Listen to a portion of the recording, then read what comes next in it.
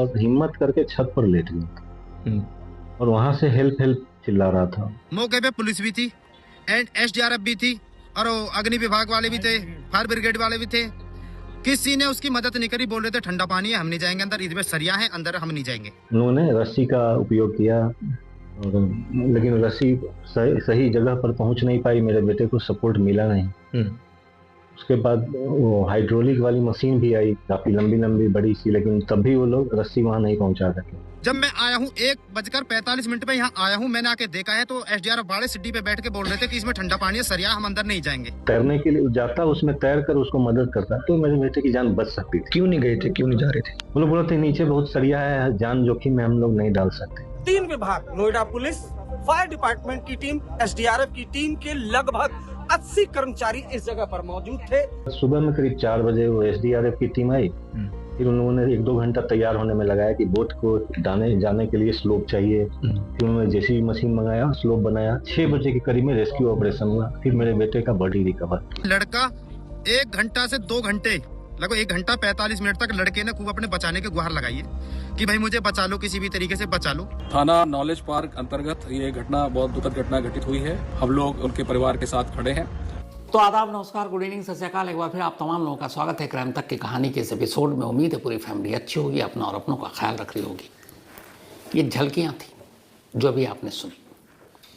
इन झलकियों के आगे की जो कहानी है वो मतलब किसी को भी झकझोर देने के लिए काफ़ी है।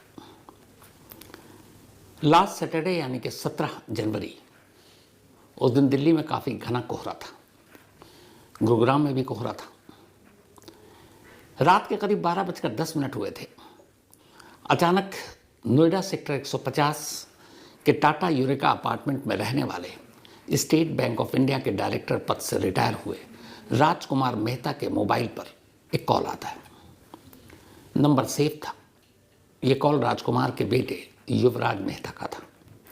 27 साल के युवराज मेहता गुरुग्राम की एक एमएनसी यानी मल्टीनेशनल कंपनी में काम करते थे और कंपनी थी डन हुम्बी, जो कि सॉफ्टवेयर बनाती है, और युवराज एक सॉफ्टवेयर इंजीनियर।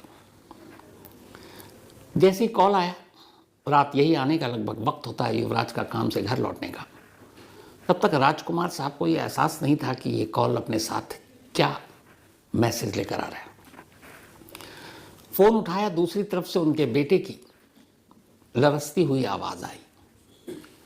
बेटा अपने पिता से कह रहा है कि पापा, मैं यहाँ एक गहरे गड्ढे में फंसा हूँ, पानी है, मेरी कार उस पानी के अंदर है और अब धीरे धीरे कार पानी के नीचे जा रही, आसपास कुछ दिखाई नहीं दे रहा कोहरे की वजह से, प्लीज़ मुझे बचा लीजिए, मैं मरना नहीं चाहता हूँ। ये सुनते ही बदहवास बाप पूछता है, बेटे तुम कहाँ हो?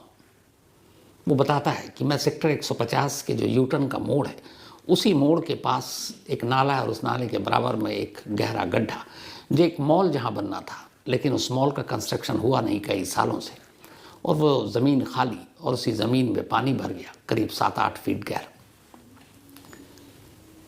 पापा ने कहा, घबराओ मत, मैं पहुँच रहा हूँ। बदहवास वो घर से निकलते हैं और पहुँच जाते हैं उस बताए हुए पते पर। वहाँ आवाज़ देते हैं, ढूंढते हैं, पर दूसरी तरफ से उनका बेटा नहीं मिलता। फिर वो फ़ोन करते हैं, कहाँ हो? वो बताता है कि पापा मैं यहाँ। उन्होंने कहा मैं भी यहीं हूँ। तो वो कहता नहीं, आप जो लोकेशन बता रहे हैं मैं उसकी दूसरी तरफ हूँ, आप दूसरे नाले पर पहुँच गए। पिता घबराए हुए फिर वापस भागते हैं और उसकी बताए हुए जगह पर पहुँचते हैं। फ़ोन अब भी ऑन है, बाप बेटे लगातार बात कर रहे हैं। इससे पहले जब पिता फ़ोन सुनकर घर से निकले, तब उन्होंने लगे हाथ 112 नंबर पर कॉल किया पुलिस को और कहा, ऐसे ऐसे मेरा बेटा एक गड्ढे में गिर गया है, कोहरे की वजह से रास्ता दिखाई नहीं दिया और वो पानी में है और ख़तरे में, उसकी जान बचा लीजिए। पुलिस ने फ़ौरन रिपोर्ट किया, कहा ठीक है, हमारी टीम निकल रही है। अब पिता मौके पर पहुंच चुके हैं, लेकिन पुलिस का नामो निशान नहीं। पिता लगातार फ़ोन पर है अपने बेटे के साथ। बेटा कह रहा है, पापा अब धीरे धीरे गाड़ी पानी के अंदर जा रही हूँ, शायद ये दलदल है, मुझे बचा लीजिए। पापा कहते हैं, परेशान मत हो, पुलिस को फ़ोन कर दिया, वो लोग आ रहे हैं तुम्हें बचाने के लिए। अब कोहरा ऐसा कि कुछ दिखाई नहीं दे रहा है, तो पापा कहते हैं कि बेटा तुम दिखाई नहीं दे रहे हो, कहाँ हो? कहता मैं यही हूँ आपके सामने, पर क्या कि कुछ नज़र नहीं आ रहा है। तब बेटे ने अपने मोबाइल की लाइट जलाई और लाइट जलाकर कहता है कि पापा देखो मैं इस तरफ हूँ। जब लाइट जली एक रोशनी दिखी तो पापा को दिखाई दिया अंधेरे में कोई रोशनी आ रही है, बेटा अभी दिखाई नहीं दे रहा। फिर बेटा कहता है कि अब पानी कार के अंदर भरना शुरू हो गया, मैं किसी तरीके से कार की सीट से निकलकर कार की छत पर आ गया हूँ। नीचे दलदल भी है, पानी भी है। धीरे धीरे कार नीचे की तरफ, बेटा कार की छत पर। कहता पापा मुझे बचा लो, मैं मरना नहीं चाहता हूँ।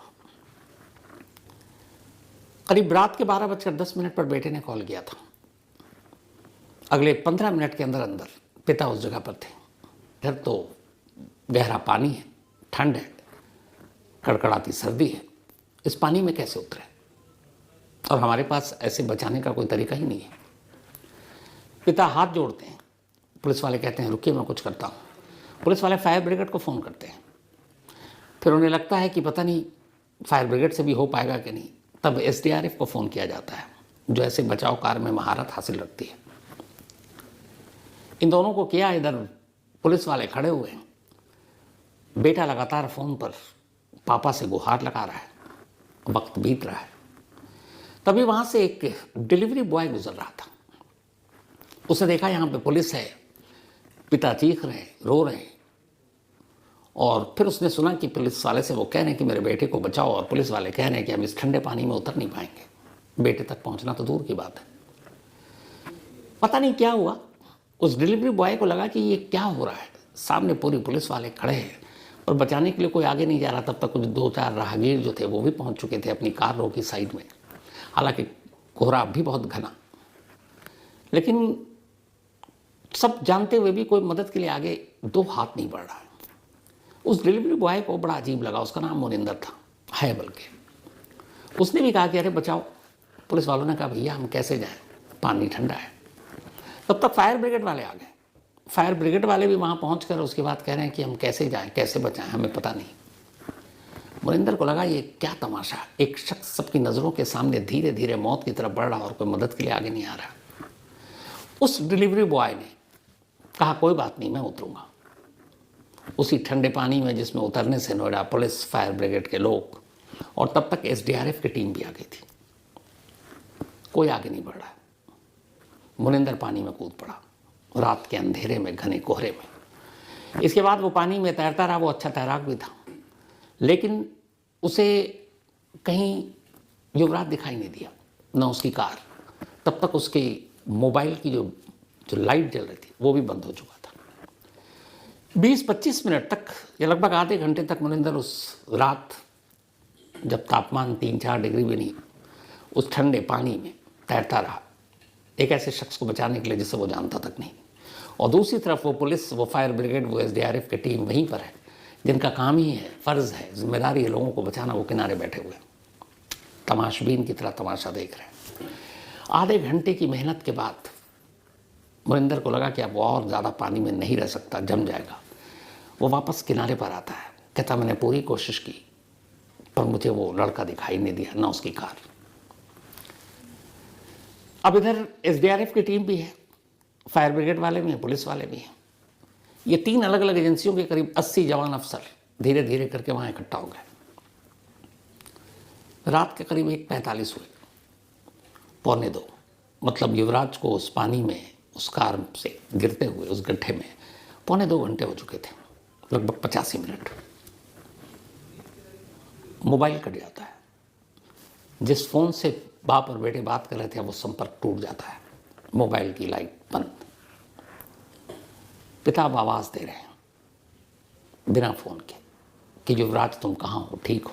दूसरी तरफ से कोई आवाज़ नहीं आ रही। धीरे धीरे वक्त बीतता है। 4 बजे के आसपास SDRF की टीम अपनी अब तैयारी शुरू करती है।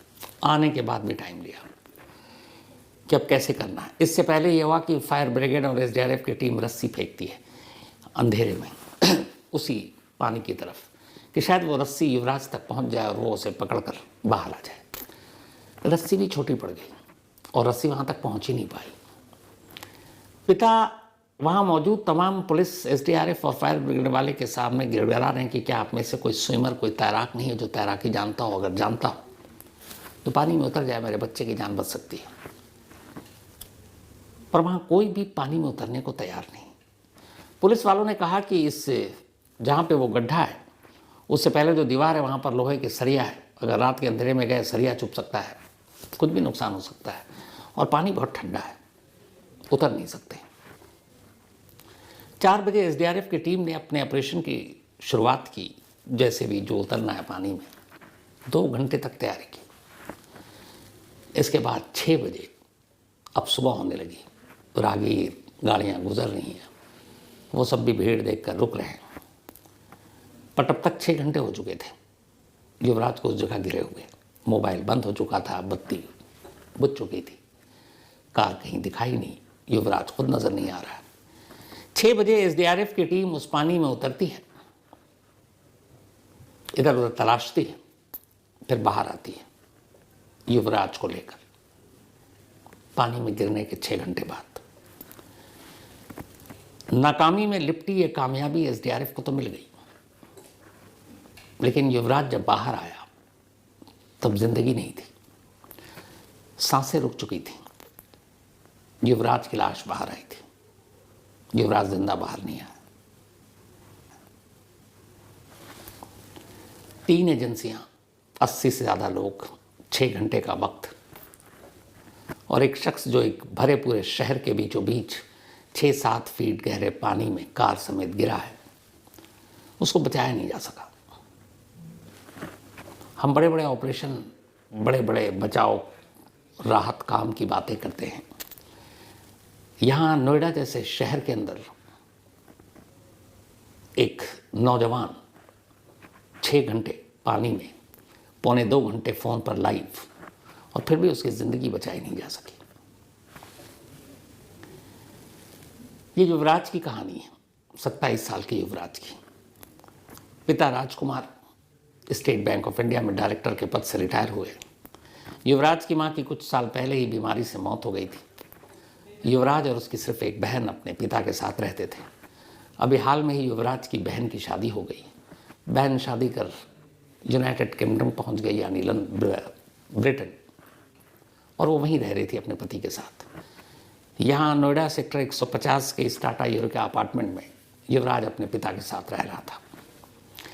जिस जगह पर यह हादसा हुआ वहाँ से उसका अपार्टमेंट करीब 600-800 मीटर की दूरी पर। जिस जगह यह हादसा हुआ वहाँ से पुलिस चौकी कुछ ही दूर पर। जिस जगह यह हादसा हुआ वहाँ से पुलिस स्टेशन भी बहुत दूर नहीं। हाँ, एसडीआरएफ की टीम गाजियाबाद से आई थी, फायर ब्रिगेड की टीम भी नोएडा से ही आई थी। हुआ ये था कि 17 जनवरी यानी सैटरडे को युवराज रोज़ाना की तरह गुरुग्राम अपनी कंपनी में गया था नौकरी करने के लिए। पेशे से सॉफ्टवेयर इंजीनियर था। अचानक सैटरडे को दिल्ली में वापस कोहरा लौटा था। फ्राइडे तक मौसम ठीक था, साफ था। उस दिन कुछ घना कोहरा था। सेक्टर 150 अपने घर से महज कुछ 100 मीटर की दूरी पर एक सेक्टर 150 पे एक यू टर्न है। वहाँ तक युवराज ठीक पहुँचा। युवराज के फादर के हिसाब से उसने हमेशा कानून का पालन किया, कभी उसने गाड़ी तेज़ नहीं भगाई। वहाँ तक ठीक पहुँचा। अब जहाँ पर यू टर्न लेना था उसके बाद सामने एक बहुत नीची सी दीवार है। उस दीवार के पीछे नाला है और नाले के बाद वो जो खुली सी जगह है जहाँ पानी जमा हुआ है। वो पूरा फील्ड जो है वो असल में किसी मॉल को बनाने के लिए लिया गया। मॉल का कंस्ट्रक्शन रुक गया, लेकिन अथॉरिटी ने ना वहाँ पे दीवार खड़ी की, ना उस पानी को निकालने की कोशिश की, और जहाँ से यू टर्न है वहाँ आगे ना कोई बैरिकेडिंग, कुछ नहीं लगाया। अब आप ऐसे समझिए कि एक शख्स सामने से चला आ रहा है, यहाँ से उसे यू टर्न लेना है, और अगर यू टर्न नहीं लेता और यहाँ से सिर्फ वो 5 से 10 मीटर आगे जाता है तो सामने नाले में गिरेगा। और दीवार घुटने से भी नीचे तक की है, मतलब बचाव का कोई मतलब नहीं। तो जहाँ यू टर्न है कायदे से वहाँ पर, और सामने खासतौर पर खाई है एक तरह से, तो वहाँ बैरिकेडिंग होती है, वहाँ सेफ्टी के और भी मेजरमेंट होते हैं, और ये काम नोएडा अथॉरिटी के अंडर आता है। तो जब युवराज वहाँ पहुँचा तो यू टर्न कोहरे की वजह से यू टर्न दिखाई ही नहीं दिया, न दाएं न बाएं न सामने। उसे लगा ये सड़क अभी भी सीधे जा रही है। तो यू टर्न लेने के बजाय वो सीधे चला गया, सिर्फ 5 से 10 मीटर, और सीधे गया तो गाड़ी सीधे खाई। मतलब अगर आप 20 की स्पीड में भी गाड़ी चला रहे हैं कोहरे में तो भी आपको खाई में वहाँ पे या उस गड्ढे में गिरना तय है, क्योंकि सामने आपको रोकने के लिए कोई ब्लॉकेज नहीं है, कोई भी न बैरिकेडिंग है, न दीवार इतनी ऊंची है कि आपकी कार टकरा कर वहीं रुक जाएगी। ये काम नोएडा अथॉरिटी का था, ये काम ट्रैफिक पुलिस का था कि अगर यू टर्न है तो आपको वहाँ पर सेफ्टी मेजरमेंट लेना होगा। तो जब युवराज आया, अपनी गाड़ी ले गया, कोहरे की वजह से दिखाई नहीं दिया, यू टर्न उसे लगा आगे है और वो सामने उस गड्ढे में जा गिरा। 27 साल की एक जवान मौत। अब इस पे तमाम बातें हुई। पुलिस वाले कह रहे हैं हम परिवार के साथ खड़े हैं। एक डीसीपी हैं वहाँ के, राजीव मिश्रा, शुरू में आपने उनको सुना होगा, आखिर वो कह रहे हैं बहुत दुखद घटना हुई और पूरी हम सारे पुलिस वाले उनके परिवार के साथ खड़े हैं। सच में ये परिवार के साथ खड़े थे डीसीपी, लेकिन ये और इनकी पूरी पुलिस टीम सिर्फ खड़ी थी, किया कुछ नहीं। पल पल मौत के मुंह में जाते एक शख्स को बचाने के लिए नोएडा जैसे शहर में किसी दूर दराज किसी पिछड़े इलाके में ऐसा इंसिडेंट हो तो बात समझ में आती है। किसी शख्स को बचाने के लिए क्या 85 मिनट काफ़ी नहीं, 85 मिनट्स, पौने 2 घंटे तक, बल्कि 85 मिनट से भी ज़्यादा। वो शख्स जिंदा था, खुद लड़कर कार की छत तक पहुंचा, पिता को फ़ोन कर रहा है, पिता से मदद मांग रहा, पिता पुलिस से मदद मांग रही है, पुलिस फायर ब्रिगेड और एसडीआरएफ की टीम से मदद मांग रही है। और इन सबको आईना दिखाया एक डिलीवरी बॉय ने। जब कोई जो ट्रेंड है इस काम के लिए, जो बचाने के काम में माहिर है, सिर्फ ठंड और ठंडे पानी की वजह से वो अंदर नहीं जा रहे या लोहे का सरिया है कुछ हो ना जाए, पर इनको ये सारी ट्रेनिंग मिलती है। और एक वो शख्स जिसका कोई दूर दूर तक लेना देना नहीं, ना वो इस परिवार से ना जानता है, ना उसने कभी ट्रेनिंग ली है, ना उसे बाकी चीज़ पता है, सिर्फ इंसानियत के नाम पर जब उसे देखा कि यहाँ सब बैठकर सिर्फ तमाशा देख रहे हैं, वो पानी में कूदता है। कम से कम कोशिश तो की उसने बचाने की, बेशक बचा नहीं पाया। ऐसे हादसे पर और ऐसी मौत पर बहुत अफसोस होता है। मैं चाहता हूँ आप लोग बताएं कि ये मौत सिर्फ युवराज की हुई, और क्या ये युवराज की मौत युवराज की ही मौत है या फिर ये सिस्टम की मौत है, उस सिस्टम की जो दावे तो बहुत करता है। लेकिन अगर नोएडा जैसे शहर में किसी को बचाने के लिए इतना वक्त भी काफ़ी नहीं है तो फिर कैसा सिस्टम। और अब जब युवराज की मौत को लेकर लोगों में गुस्सा है, सोसाइटी के लोग जस्टिस फॉर युवराज की मांग को लेकर मुहिम चलाने लगे, मीडिया में खबरें आ गई, तब यही कि चलो इनके गुस्से को शांत करते हैं, कुछ एक्शन लेते हैं। तो देर शाम खबर आई कि नोएडा के जो अथॉरिटी के सीईओ हैं उनको हटा दिया गया। स्पेशल इन्वेस्टिगेटिव टीम जांच करेगी युवराज की मौत की। अब इसमें जांच क्या करना, सारी सच्चाई तो सामने है। एक शख्स लाइव अपने फादर के साथ है, मोबाइल के ज़रिए डूब रहा है, कोई बचा नहीं रहा है, कोई पानी में उतर नहीं रहा है। जांच का मतलब हमारे देश में ये होता है लोगों को भटकाना, गुमराह करना, और जब तक रिपोर्ट आएगी हम आप सब भूल चुके होंगे, युवराज को भी भूल जाएंगे, फिर किसी दूसरे युवराज के साथ ऐसा हादसा होगा, फिर तब बात कर लेंगे, फिर भूल जाएंगे। लेकिन सोचेगा ज़रूर कि युवराज की मौत क्या सिर्फ युवराज की मौत है। अफसोसनाक कहानी में इतना ही। अब आपसे मुलाकात होगी कल रात 9 बजे, तब तक अपना और अपनों का ख्याल रखिएगा। Thank you very much.